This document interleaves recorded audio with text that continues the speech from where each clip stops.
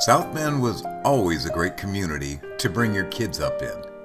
People stick together here, and they help each other out, even when times are as tough as they've been for some of us the last few years. A good friend of mine, C.R. Heckaman, feels that way about the area too. A while back, he began thinking about a way to give back, to help people focus on the good things about this town. So he reached out to his family and friends about what he could do. And it turns out that each one of them also had a story about how great it was to grow up in Michiana. He discovered a whole circle of friends who wanted to give back as well and show gratitude for their hometown community. Since most of them are just like CR, musicians and singers and pickers and poets and writers, he decided the most fun thing would be to put together a benefit concert and support a charity that was making a difference in people's lives. It was all volunteer, and we made it up as we went along. We started with the name Everybody Has a Story, because everybody does, and every story is important. Looking out over the St. Joe River, you can't help but feel its energy. Reminds me of the same feelings you get with life and with music. Hi, I'm Dan Waterhouse. I'm a storyteller and a volunteer with a new community organization called Everybody Has a Story. And South Bend is my hometown. It all came together here at the Century Center on the river in September of 2014. We called the concert Everybody Has a Story, and we showcased great musical acts with Michiana in their DNA.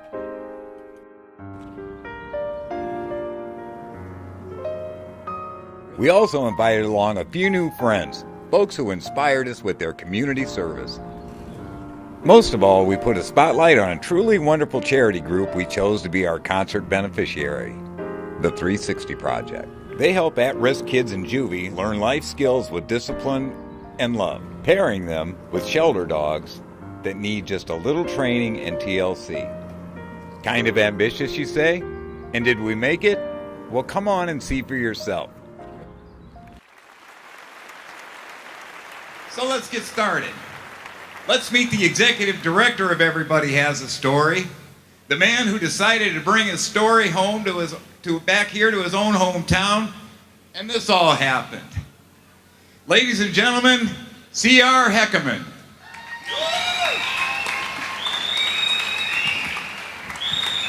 We put together this variety show in support of the 360 Project tonight because we aim to celebrate South Bend by informing and entertaining people in our community. Whenever I return to my river town, I drive myself round and round. It's like driving through a lost and found. I stand alone on the old playground. Through the joys and sorrows I recall, the laughter leaps, the teardrops fall. It's true we grieve because we love was the greatest gift of all. Everybody has a story to tell. Everybody has a song.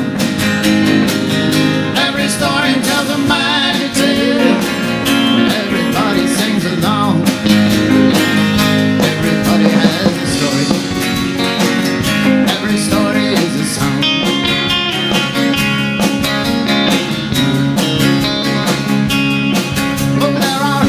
Found in every home.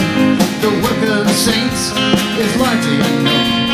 No one stands when they enter a room. They are not cheered on a cold Sunday afternoon. And among them those unrecognized, if I spoke their names, you might be surprised. They do not suffer the sin of pride.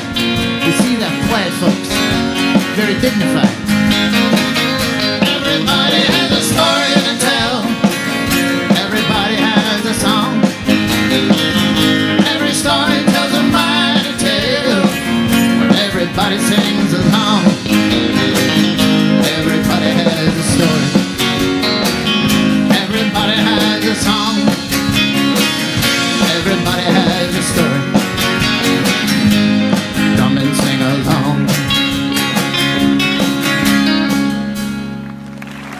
Boys and girls, thank you, gentlemen. Folks, we'd like to start the evening off talking about something a little bit that we can all relate to. And for this year, we've decided that thing is going to be the river. And then to do that, I snagged my old high school chum and lifelong friend, Mr. Keith Taylor. Come on up, Keith.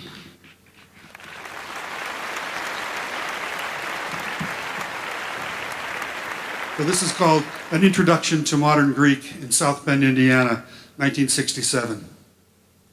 Quince and pomegranate, sage, rosemary. I didn't know anyone who even knew what those things were. So at Benner's Market on Mishawaka Avenue, right next to our new temple, the Gospel Center United Missionary Church, I bought pistachio nuts, a product of Greece, and Welch's white grape juice. I carried them like holy food to Potawatomi Park, where at picnic tables below oaks, I read Zorba the Greek. I was 15, and there had never been a loneliness or a longing as exquisite as mine. I wandered over dusty hills in Crete, slaking my thirst with Welch's. I sauntered through dark alleys in the medieval town on roads built by the Knights Hospitaller after Saladin conquered Jerusalem, and smelled souvlaki grilling over fire, eating pistachios to satisfy my hunger. When lake effect snow began to drift down from the sullen skies above South Bend, I discovered Odysseus Elytus and learned that in those poems was some new place. But I walked there in the sun on a beach sprinkled with white and black pebbles, with a slightly older, dark-haired, olive-skinned woman who whispered just above the Aegean's gentle wash, "Thalassa, Thalassa, Thalassa." Thank you. Thanks to CR. Even though some of our performers had known each other all through school, sometimes it was years since they'd played together. Still, it all comes back so easy. Here are Kevin Hanlon, Uncle John Pottis, and Judy Bird picking through White Oak Swamp.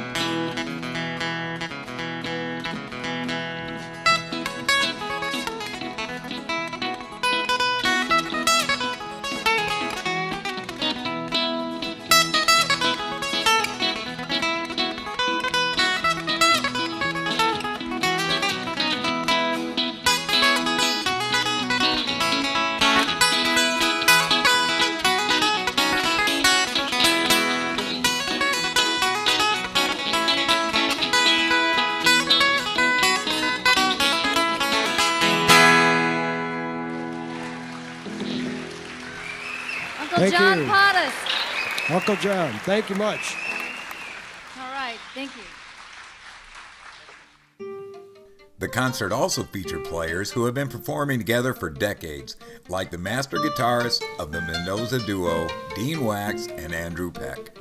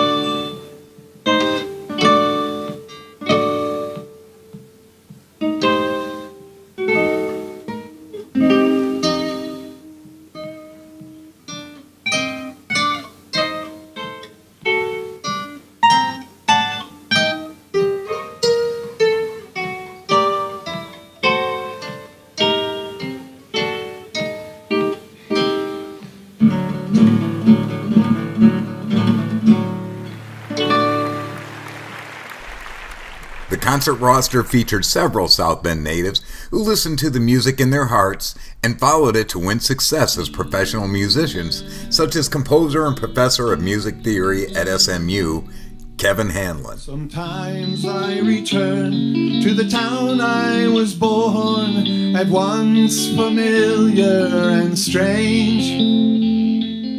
Things I thought permanent have been torn down, removed or rearranged. Oh, gone, baby, gone.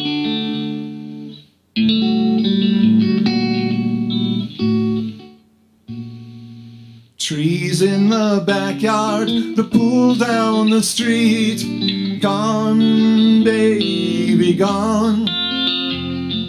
The neighborhood lighthouse, our rockin' retreat, gone, baby, gone. Oh, gone, baby, gone. I once had a sweetheart, lived up on the hill, gone, baby, gone. Light wintry footsteps, not minding the chill, gone, baby, gone. I was just gone for a moment, it seems. The things I thought constant reduced now to dreams. Sometimes in those dreams she waits for me still, gone, baby, gone. Oh, gone, baby, gone.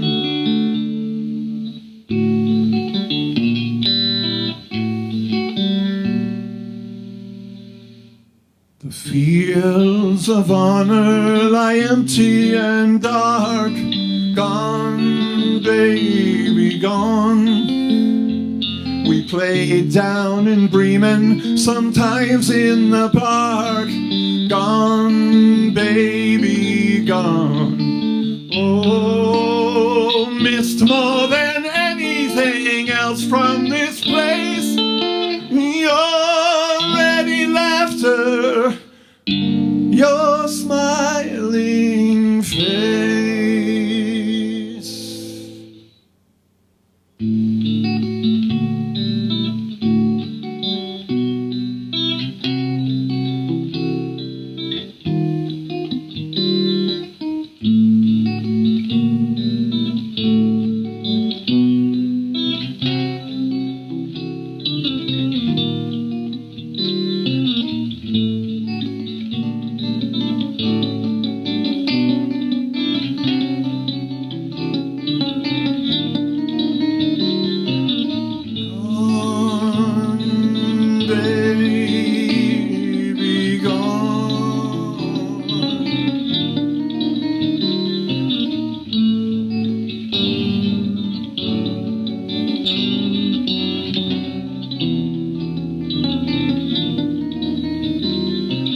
Gone, baby, gone.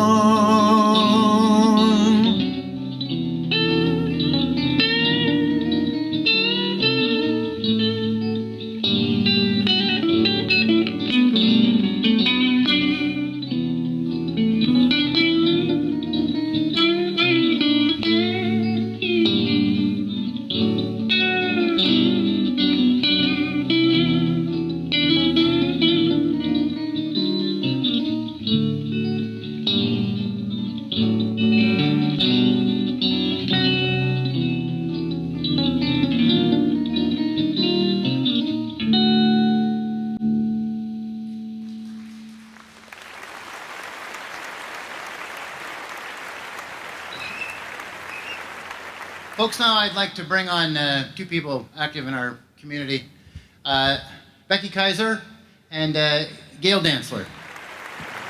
Becky, you were very involved in the most recent legislation dealing with pets. Do you want to tell us about that? Well, South Bend had very antiquated animal control ordinances, and they were very hard to enforce. So the last year was spent with a large group of people who were very committed to making sure we had very good animal control ordinances and that our South Bend Animal Care and Control Facility could enforce those rules. It was a long and arduous process, but the Huffington Post gave us national acclaim after we were done by saying South Bend, Indiana's changes to the animal control ordinances are what good animal law should look like. Fantastic. You started up an organization which assists people in the care of their animals. Do you want to tell us what the basic mission is? Yes, the Franz Fund began operating in 2007, and what we do is provide basic veterinary care to low-income families. You started this foundation because of the work of a very special person to you. Do you want to tell us about that? Yeah, that was my husband, Franz Dantzler. Franz was the longest-serving employee of the Humane Society of the United States. He worked for them for 43 years. He personally was responsible for rescuing, protecting untold thousands of animals. He was for 10 years in his career, he was the National Director for Investigations and conducted investigations into every conceivable form of animal cruelty, everything from animal fighting to exotic bird smuggling to the mistreatment of wild horses in the West. He ran 4 regional offices for the HSUS all over the country, had a remarkable career with him. Even worked undercover at one time. Undercover many times, and he also taught law enforcement to law enforcement agencies. I had to laugh a little bit when we were talking about this because he was like 6'7". Right. So he might be noticed after a while. His undercover career was fairly brief. Yeah. And everybody has a story. Welcome some new musical friends, like this local legend of a family band called Kennedy's Kitchen. I like to rise when the sun she rises early in the morning. I like to hear them small birds singing merrily upon the leyland, and hurrah for the life of a country boy, and to ramble in the new mown hay.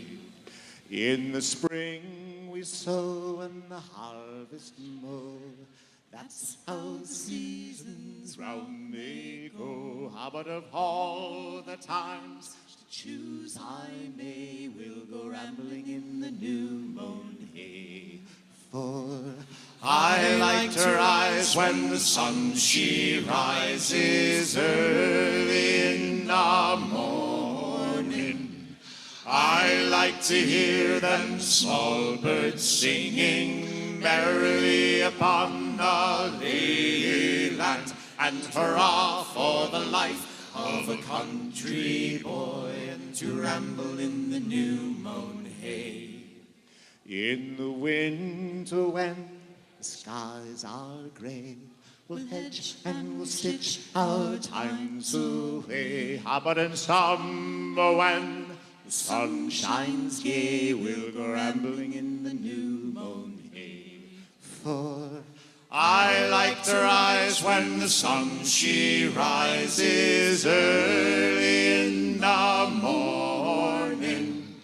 I like to hear them small birds singing merrily upon the leyland, and hurrah for the life of a country boy, and to ramble in the new mown hay.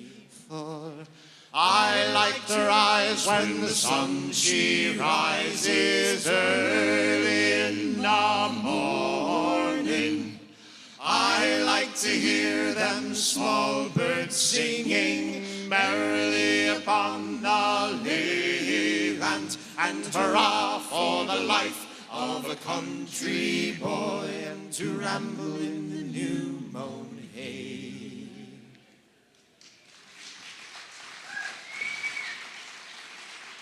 That's John Kennedy singing for you there.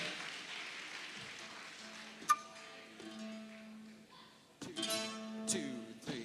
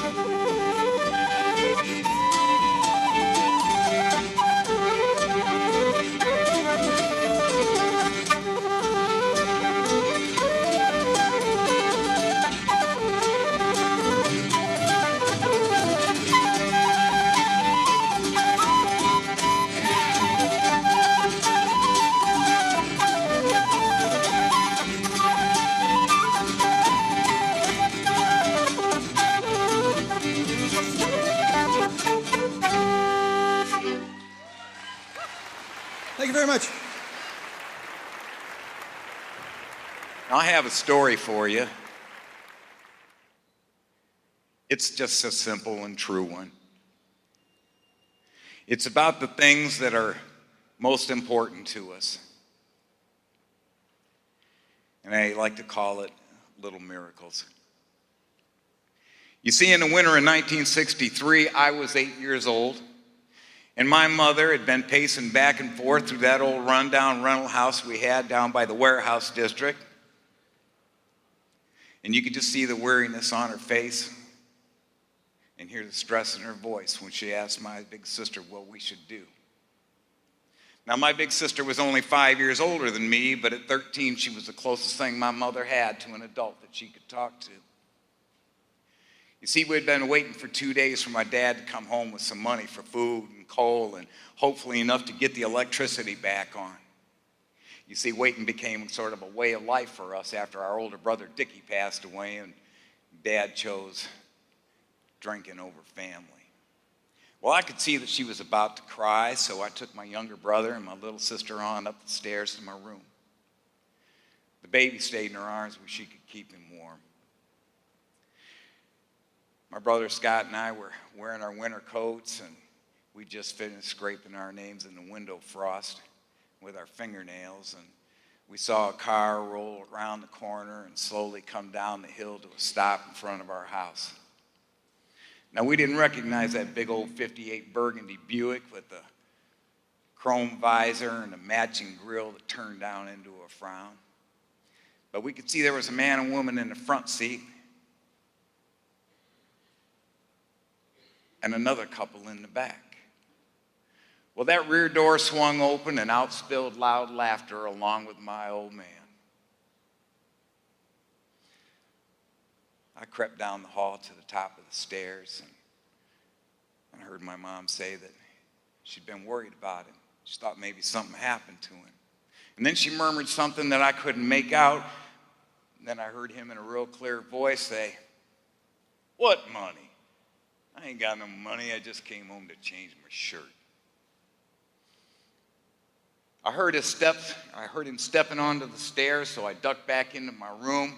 And I listened as he opened his dresser drawer and then slammed it again. And then through the crack of the door, I saw him come back out into the hall and go back down the stairs. In an injured tone, my mom asked about that woman in the back seat of the Buick. Well, he fumbled for an excuse, and he said that it was the wife of so-and-so, and they were just giving her a ride home. Heard the front door slam and looked out the window, and I saw him crawl into the back seat of that Buick with that woman and watched it slowly roll on down the hill. Well, that night we had pears for supper that he'd brought home from somewhere the month before. In the bottom of that crate, there were still a few good ones, and the ones that weren't so great, we just cut the brown spots out and ate them anyway. Well, bad turned to worse when a Arctic chill came down from the north and the temperatures dropped to a dangerous low. We were afraid the water pipes were going to freeze and burst. Well, my sister stepped up with 50 cents she'd earned babysitting, and she said, "Mama, Danny and I could go down to the coal yard and we could get enough fuel to keep the house from freezing overnight." Now, it would have been really nice to have maybe some bread and milk, but it wasn't going to happen, not tonight.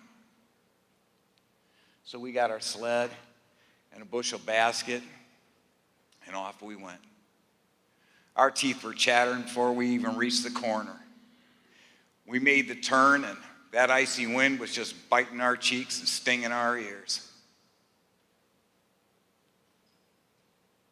It didn't take me long to fall behind, because I looked up at a window, and I saw a big Christmas tree. And there stood a man in just his shirt sleeves holding the baby up to admire those beautiful decorations.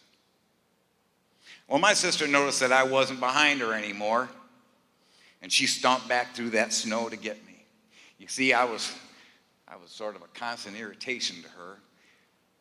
Yep, she said that I was born wearing rose-colored glasses, and I came out with a head full of nothing but silly daydreams. And there I was.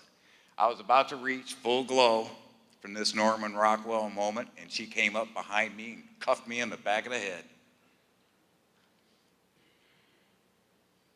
Wake up. Stop your stupid daydreaming and come on.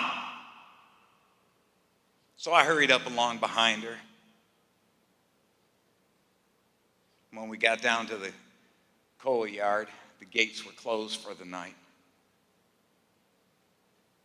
And under a street light stood a great big red steel box that looked to me like a giant soda machine.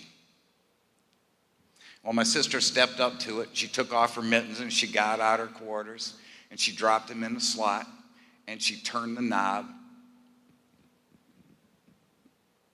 and down the chute, coal was supposed to slide into my waiting basket. But nothing happened. Desperately, she rattled that knob and she pounded on the front of that thing and nothing.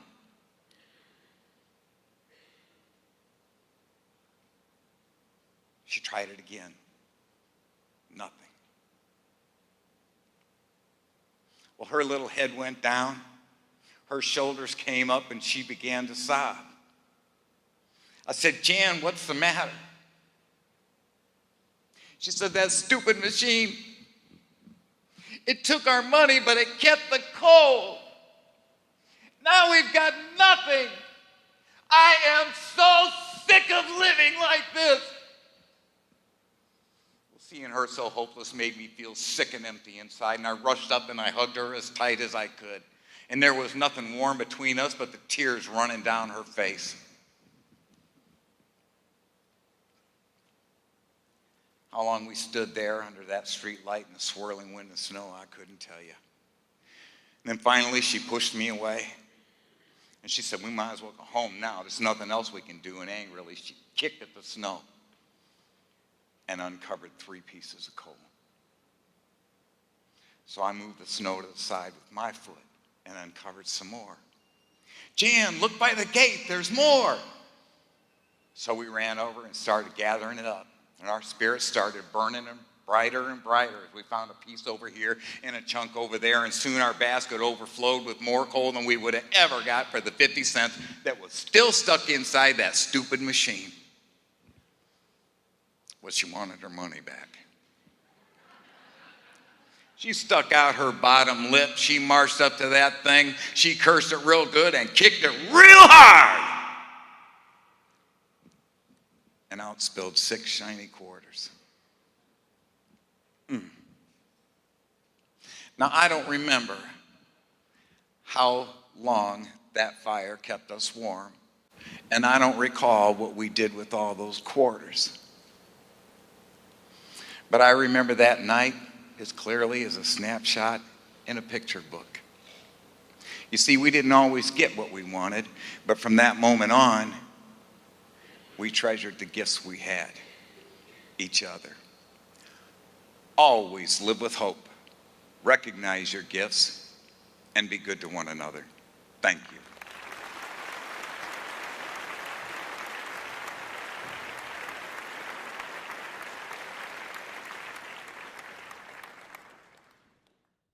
From Ann Arbor, Michigan, singer-songwriter and longtime friend Mike Ball brought his signature brand of humor and much more to the show. I am a student in Tiananmen Square, standing for the rights of helpless people everywhere. With a cannon in my face, but no hatred in my eyes, I will hold this ground for liberty, even if I die.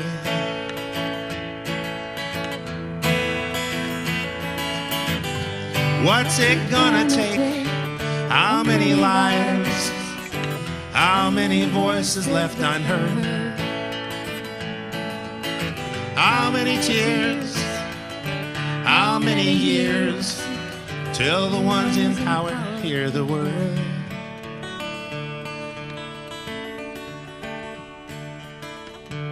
I am a young boy in Afghanistan, fighting for the freedom of the people in my land. I will stop at nothing for the promise to be free. I will even give my life to put an end to tyranny.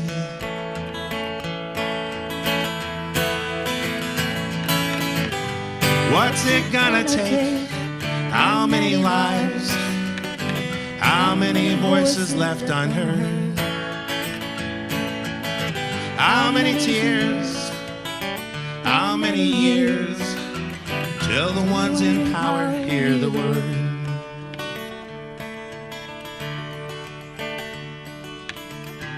I am an immigrant in the USA.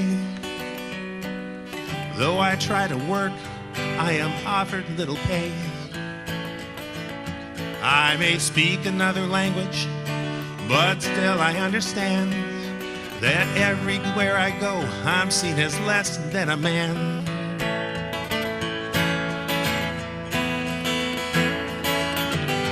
What's it gonna take? How many lives? How many voices left unheard? How many tears? How many years? Till the ones in power hear the word.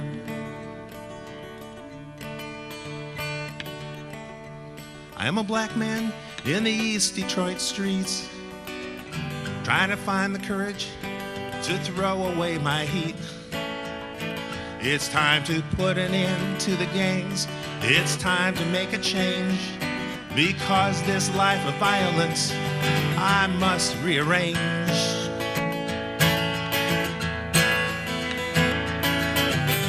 What's it gonna take? How many lives? How many voices left unheard? How many tears? How many years? Till the ones in power hear the word. Till they hear the word.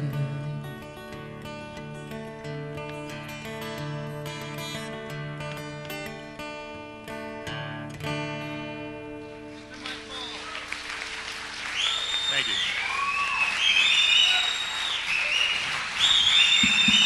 Thank you. Mr. Mike Ball, ladies and gentlemen. Some of the friends who shared their stories include community leaders active in youth outreach, like Isaac Hunt and his mentor, Perry Watson, members of the Violence Intervention and Mentorship Program known as 100 Black Men. What impact did I have on the community of South Bend? These are the things that he talks to me about a lot. What impact are you making? Well, if it's not right, create it. So working with these young men and these young women is what I'm trying to do. We're trying to change some of their lives the same way that we do the same thing with the 100 Black Men. And that actually brings up a great point. Harry, would you tell us a little bit about something about the 100 Black Men? We mentor African American boys. The chapter in South Bend was started 5 years ago. The 4 pillars of the 100 Black Men are mentoring, education, health and wellness, and economic empowerment, impacting the community.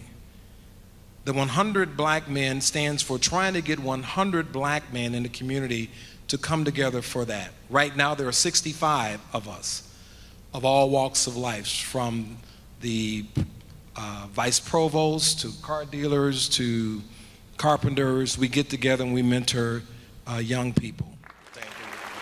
Some of the best moments of the evening were captured in the drama of this original composition by longtime Los Angeles musician and South Bend native Jeff Urban, with a vocal accompaniment by IUSB professor of music James Boyer. Life goes on the wheels of a song, on the journey a road has taken, on the wings of a prayer, faith and love take you there as your future and past awaken. Call it life, call it living, call it spirit, call it giving, as we share our love, as we share our gift, as we share our lives together. What's your name? What's your story? Tell me yours, I'll tell you mine. Everybody has a story as we travel down the line. Where you been? Where you going on this road that we plow? Time to celebrate your journey, starting here.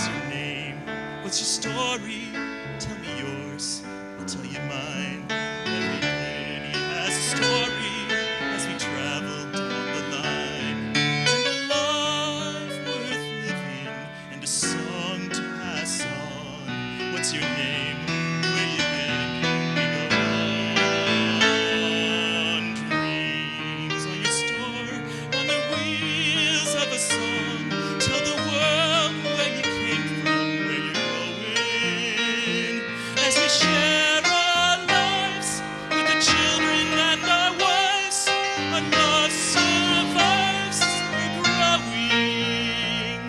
What's your name? What's your story? Tell me yours, I'll tell you mine. Everybody has a story. We travel down the line. Where you been? Where you going? That we plow, that we plow. Time to celebrate your journey. Starting here, starting now.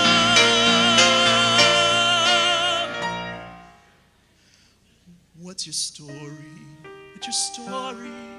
Tell me yours, I'll tell you mine. Everybody has a story. If we only find the time.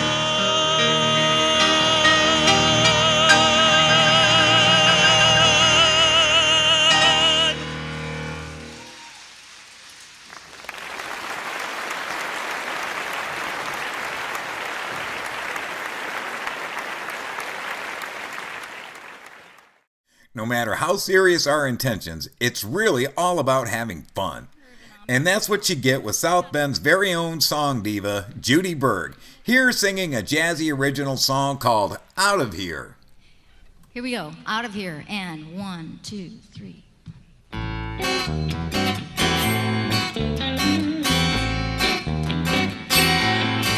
Was the kind of town a 17-year-old longs to see getting smaller in the rearview mirror, as the army recruiter knows all he has to do is whisper, I can get you out of here, out of here, where the Friday nights are measured out in beer, and you lie awake at night with just one fear, that you're never gonna make it out of here.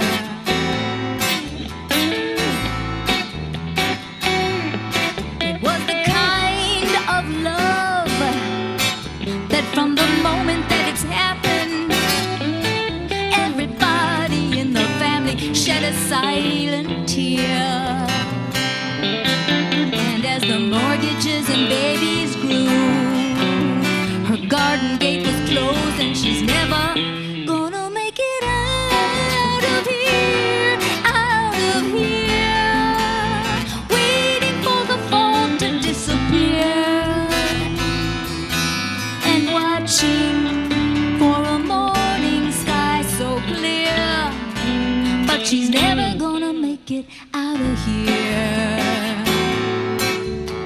Out of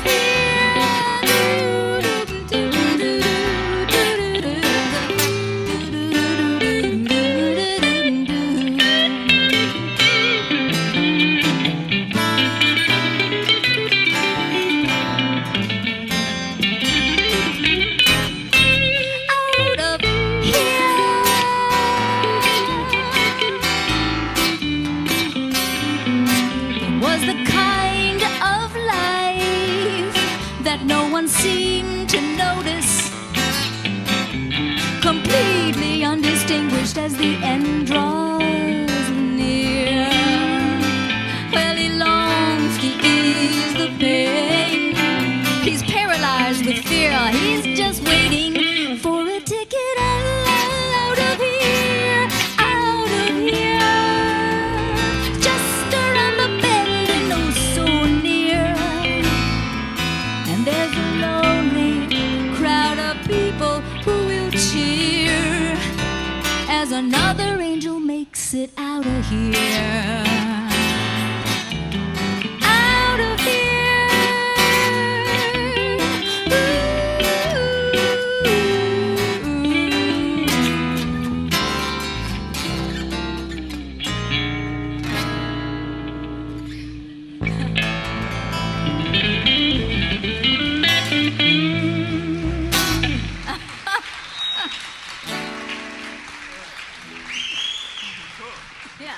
Yeah. Can we do that ending again? 1, 2, 3, 4.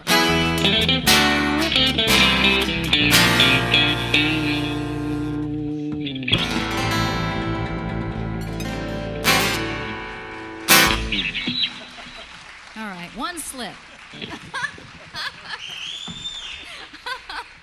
Okay. They're getting more excited. Let's do it again. Let's do it again. Yeah. Okay, they'll probably kick me off the stage if I... Okay, we're going to do one more song.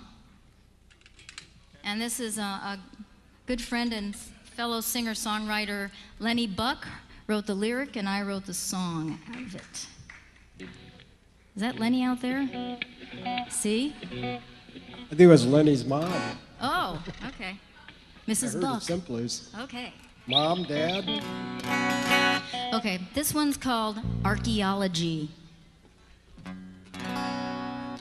Okay, 1, 2, 3, 4.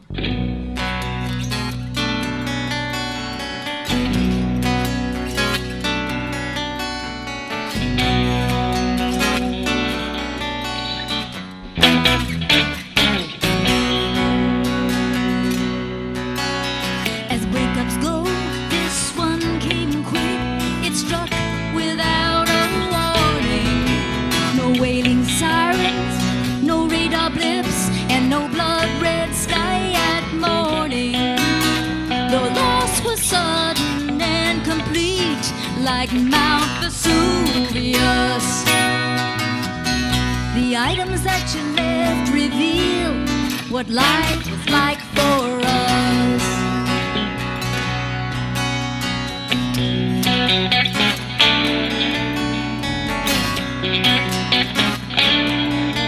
There's a toothbrush in my bathroom, sunglasses in my car, a raincoat in my closet, and a past and Easter card. A half a bottle of Riesling wine, red hair strands on the floor, a number on my desktop that I don't call anymore. A modern archaeologist in a modern day Pompeii, digging through a world that stopped the day you went away.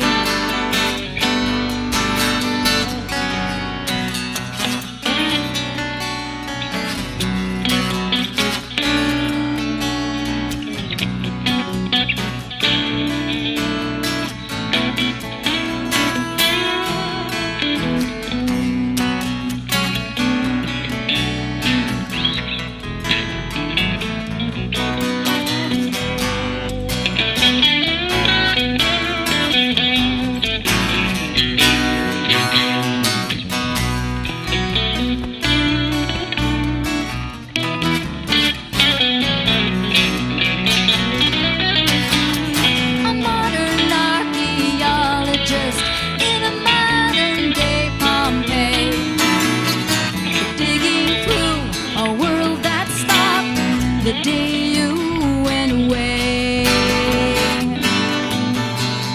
As breakups go, this one came quick. You know it struck without a warning. No wailing sirens, no radar blips, and no blood-red sky at morning. The loss was sudden and complete, like Mount Vesuvius. The items that you left reveal what life was like for us. A modern archaeologist in a modern day Pompeii, digging through a world that stopped the day you went away. I'm a modern archaeologist in a modern day Pompeii, digging through a world that stopped the day you went away.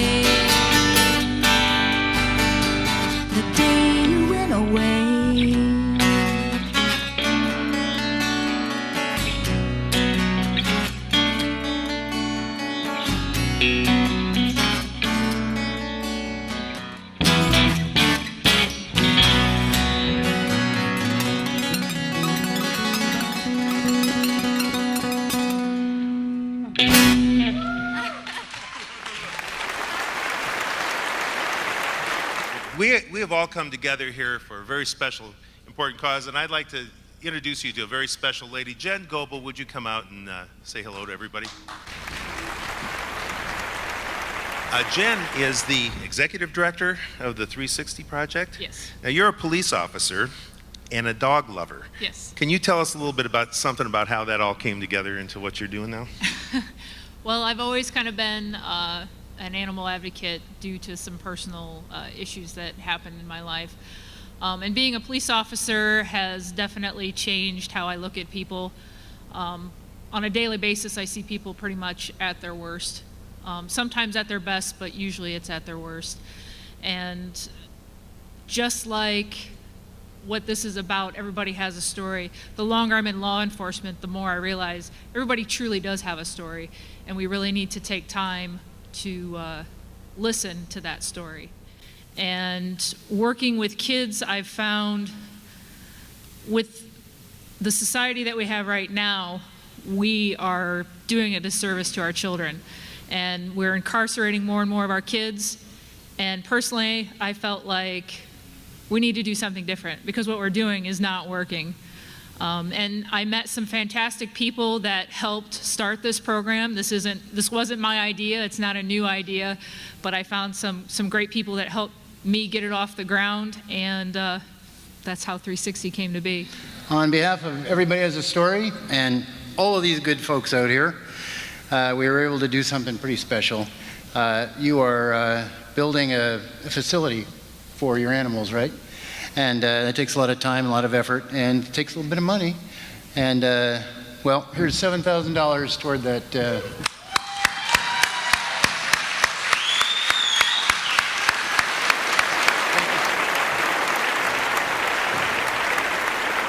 is a song, come on, folks. This is a song that I like to do when I finish an event. It's kind of a benediction written by Bob Dylan. And I'm going to do it with my old friends from Together Again, who were We Together, and we sang when we were 17 and 18.